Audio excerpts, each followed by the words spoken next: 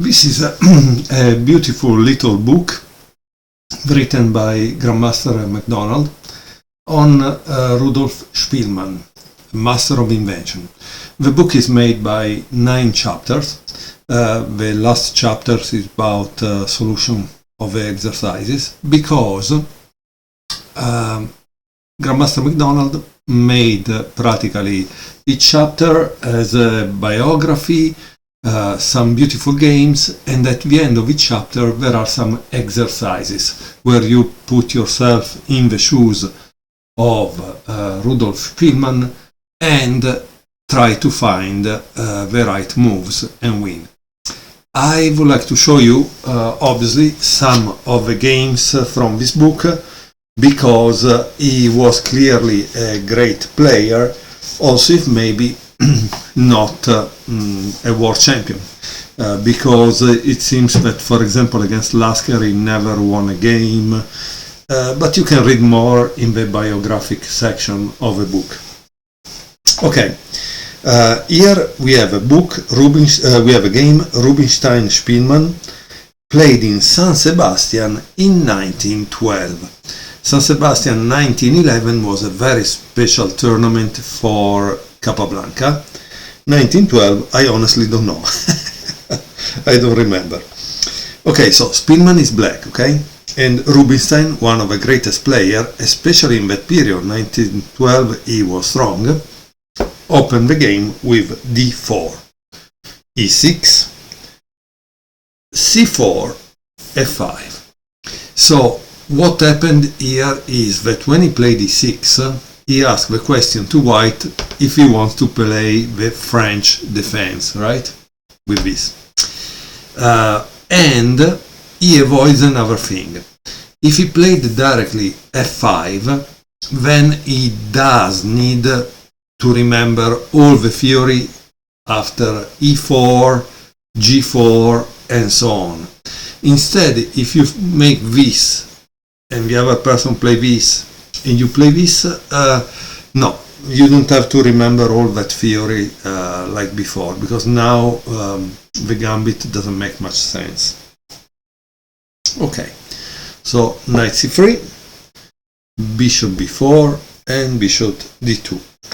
Here MacDonald writes a defensive response which shows Rubinstein's lack of confidence facing black's unusual setup. Obviously it was unusual for 1912, okay? He might have played instead this, queen b3. That made more sense probably.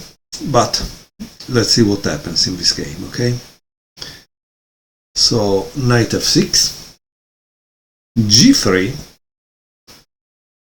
castle, bishop g2, and d6. So d6 tells us that this is the classical Dutch. However, generally the bishop is here, not here, but it's okay. It's depending on what you like. e3, and here it says white continues to react poorly to Spielmann double edge setup, as black intends to capture on c3 anyway. There was no point in spending a move provoking it.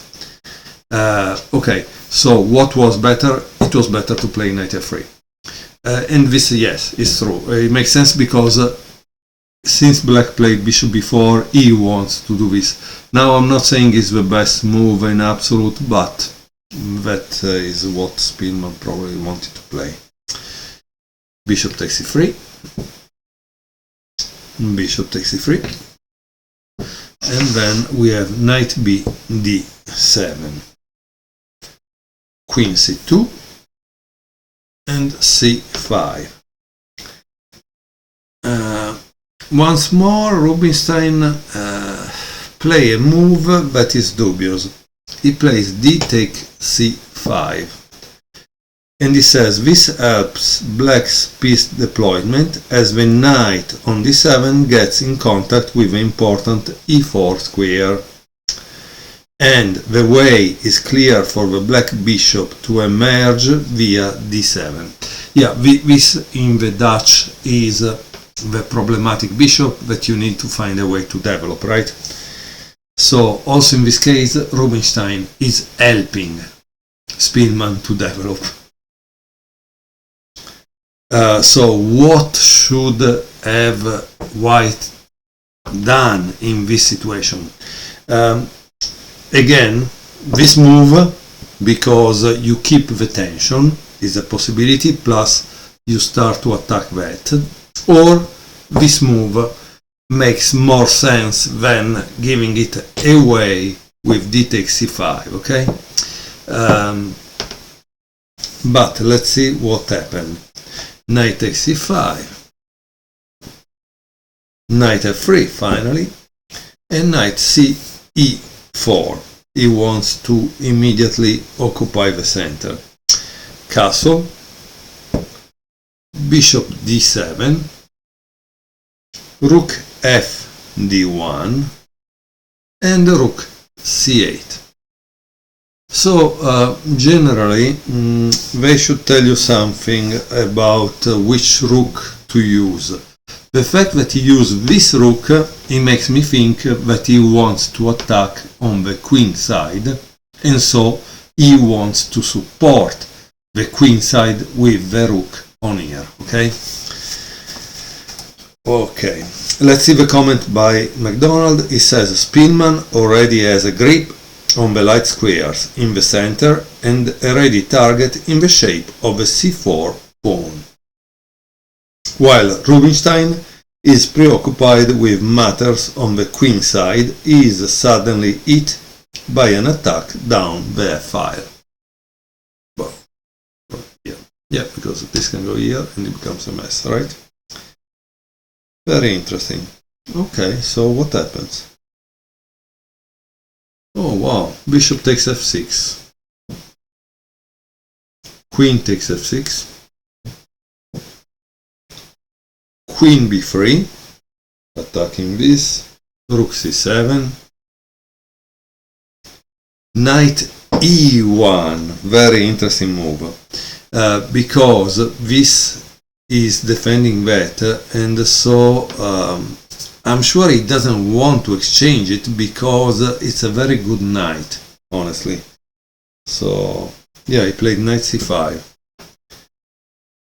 queen b4, and f4. Now obviously you must understand why rook takes d6 is bad, okay? Because there would be f takes g3, and then queen f2 check. After king h1 he would play queen takes e2, and then he would want to go on f1, because once you take, he takes back and gives checkmate. So taking on d6, not a good idea. So what did white do? White played knight d3. So f take g3, f take g3, and now obviously white wants to remove the defender of f2, right? Knight takes d3, rook takes d3, and queen f2 check. Obviously the only move for white is king h1, and white continues the attack. How? With bishop c6, sorry, not white, black, bishop c6. And here it says Spielmann prefers to keep up the initiative rather than head for an endgame that would be very difficult to win. So the endgame would be in case he takes here, right? So instead he prefers to do something like this. Okay.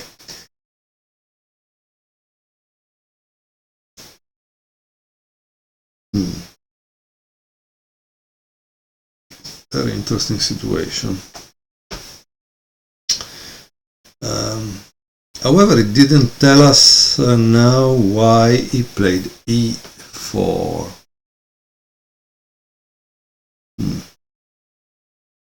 Probably because after queen takes e2, he would play rook f2 and then really give a checkmate. That's the reason why.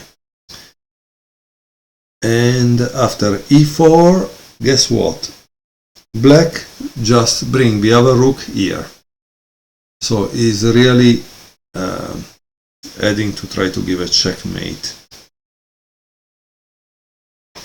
Rook e1.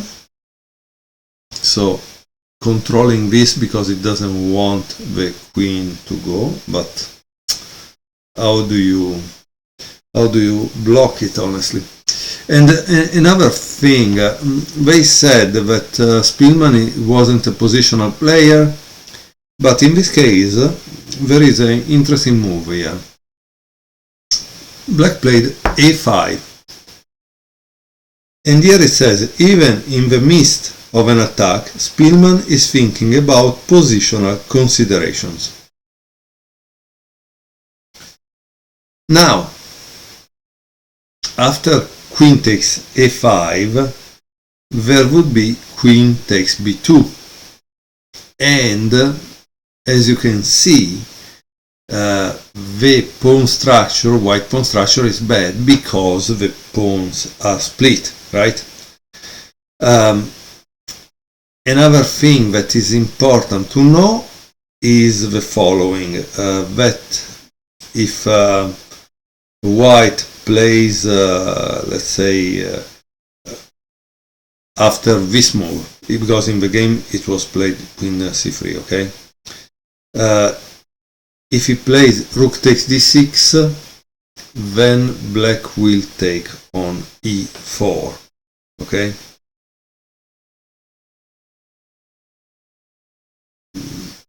But obviously, after queen takes a5. So let's see what happens after queen c3. Let me show you one thing on queen takes a5. The point was that also after this, okay, if it takes here, then it will take here. That's what I meant, okay? So just to be sure that we understood each other, because obviously it's a little difficult sometimes to visualize. So white played queen c3 and black played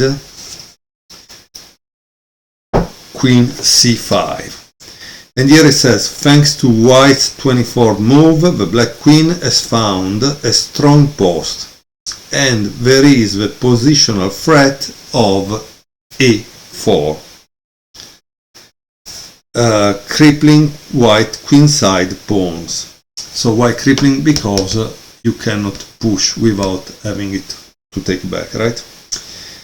If white does nothing active, he will therefore be left with a lifeless position. Rubinstein can only keep energy in his position by attacking the black queen at once, but he falls prey to a brilliant combination. So let's see. He plays b4. Wow, sorry, the pawn was here, okay?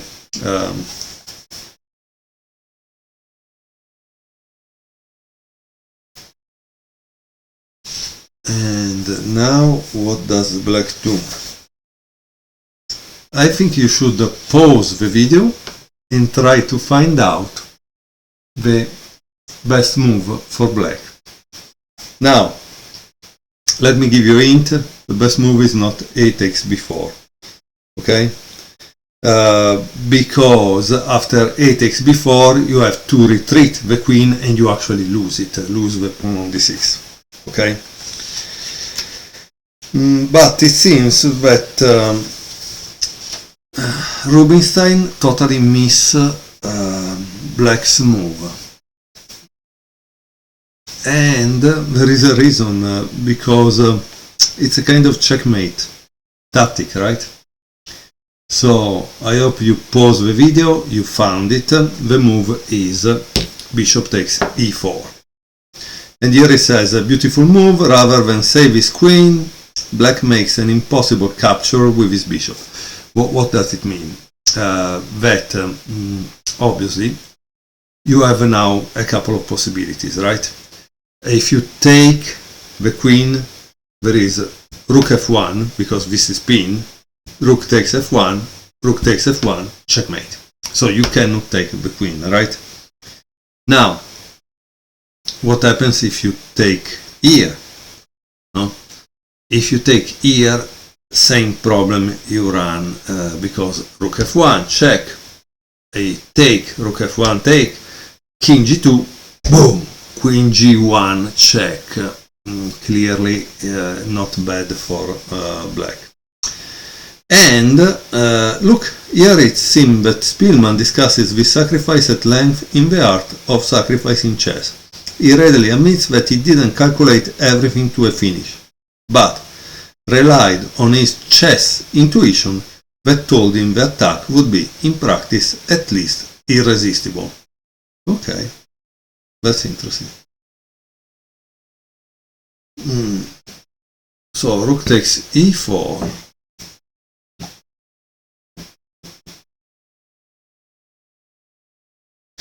So let me see, guys, because this is kind of interesting. It seems that here there is the entire variation if it takes on e4.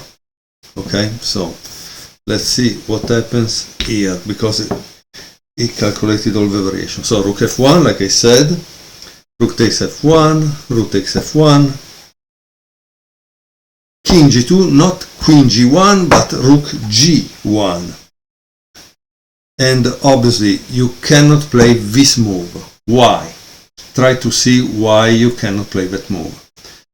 Because of queen h5, checkmate. So the only move is king f3, right?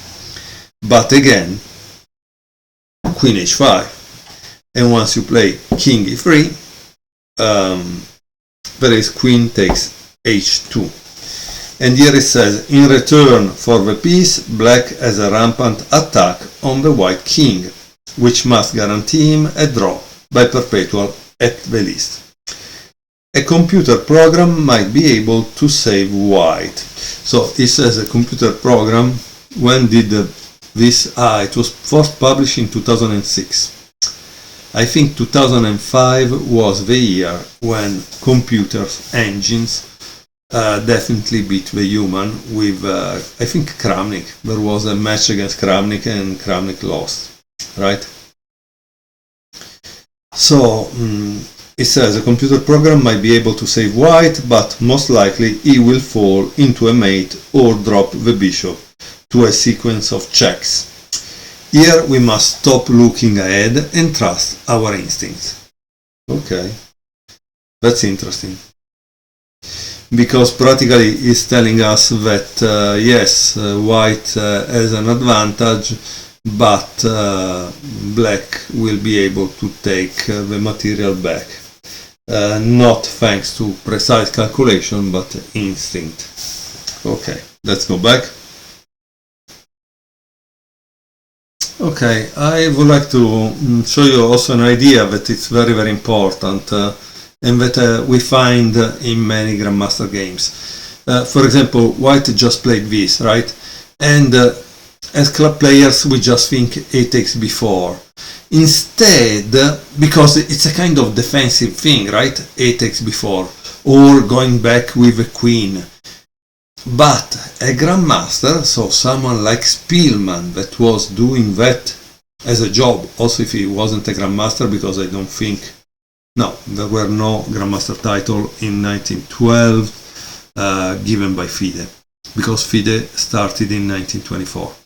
So what I'm saying here is that Spielmann plays this, boom, and he doesn't care about the queen, and that's the attitude that we should gain in our games, to always attack, attack, attack, and not defend. That's the part that I find interesting, different from Grandmaster play chess compared to the average club player. So rook takes e4, and of course now there is rook f1, bishop takes f1, rook takes f1, and king g2, and now queen f2. After king h3, obviously there is rook h1. According to Spielmann, he ended his preliminary calculation during the game at this point. So we are at move 29 and he started at move 25. Once more, and this is very important, more important than anything else, I tell you, all the top players generally calculate at least 4 moves. And I continue to see it. I saw it in Bronstein, that he really outclassed the other because of the 4 moves. And I think you can see it even in Fischer. Fischer also outcalculates the other players because he calculates always 4 moves deep. So why do I tell you this? Because one of the feelings that I have is that most computer program could be set like a 2, 3 or 4 moves depth and they would beat the 95% of the people. So we don't need, at the moment I have an engine that when you started goes like 20 moves deep. But I don't think you really need 20 moves deep because most human player would be outplayed with just an engine that watch 4 moves deep. That's it. Okay, so he said with a general conclusion that black is a rook down, but the white king is driven to the 4th rank. Such an attack must succeed. He knew well that, in the words of the old proverb, you must cross your bridges when you come to them. So he played rook f3, queen takes h2, king g4, and now of course queen h5, king f4, queen h6. So he's preventing the king from escaping, right? King g4, and what would you play now if you were black? Try to pause the video and see what you would play if you were black. He played an amazing move, g5, because the idea is probably this: rook h4 takes checkmate. And here it says, as black is a rook down, he needs to make use of all his resources if he is going to wave a mating net around the white king. You may have thought that the pawn on g7 was merely for decoration, or at best to shelter the black king, but Spielmann turns it into an attacking weapon. Now that the white king escape route to f4 is blocked, there is the threat of queen h5, checkmate. Okay, it can only be averted by making a hole for the white king on f5. But this means that white has to hand back the extra rook. Okay. Rook takes e6, queen takes e6, and now there is rook f5. The rook walks into a terminal pin, but after king takes g5, h6, king f4, h5, his king is surrounded by threats and winning tactics come naturally. So in this case, Spielmann did calculate at this point that white wouldn't escape. Here you can see a very long line. And let's see what he says, because this is kind of interesting. Of course, it was quite impossible to see ideas such as this when black sacrificed with bishop takes e4. Not even a modern player, both naturally gifted and well trained in the art of calculation such as Kasparov, could unearth such hidden points 11 moves in advance. In such situations, you have to trust your instinct that tells you with a white king so precariously placed, there must be something good for me here, no matter how unusual or deeply hidden. Search and you will find. Yeah, okay, in some cases it's a question of instinct. However, like I mentioned before, the engine would have calculated all of this, so it wouldn't give you an evaluation that is based on instinct. It's based on the fact that it's really there. Okay, so after rook f5 there is what? h6.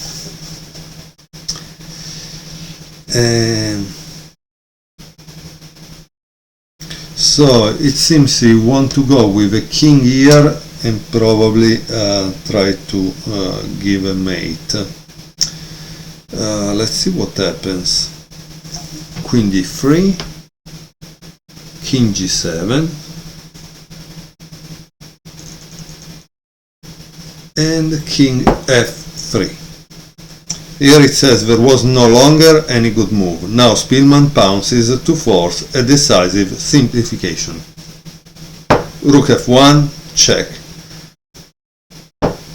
Queen takes f1, queen takes f5, and here you see, you need to know your endgames, because if you don't know your endgames, you would not know if you can do this or not. Okay? King g2, boom. King takes f1, sorry, queen takes f1, king takes f1, a takes b4, a takes b4, and now there is king f6, king f2, and h5. So here it's kind of simple, right? If white stop the pass pawn there, black will take on this side. If white goes on that side, black will advance and win on that side. So yeah, it's a beautiful game, and notice this is the typical thing. It also happened in another game by Alekin, that he was playing a Dutch against Bogolyubov, and same thing at the end, instead of trying to get a material advantage calculating impossible tactics, he just exchanged into a winning pawn endgame. So he did the same thing that Spielmann did in 1912. So I hope you enjoyed this game. There are many more in the book, and there are a lot of exercises from Spielmann games, and I think it's definitely worth it, because now you can buy this book for maybe $5. It's a used book and it's perfect. Thank you very much.